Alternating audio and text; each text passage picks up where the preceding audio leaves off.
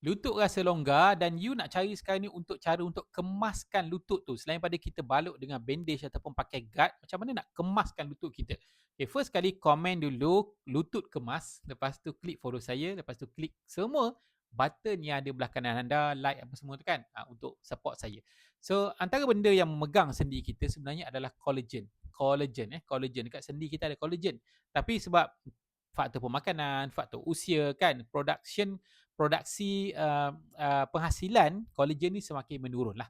So jadi kita nak boost collagen penghasilan ni macam mana? Simple dia adalah dengan pengambilan vitamin C yang berkualiti tinggi. Berkualiti ni maksudnya dia boleh diserap sepenuhnya 100%, tak seperti vitamin C dekat pasaran yang kebanyakannya diserap dalam 80 ke 90, bukan, diserap ke 10 ke 20% saja.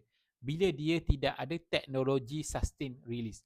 So nakkan sendi yang lebih kemas, nak tahu produk-produk untuk sendi, komen saja kat bawah, kemaskan sendi.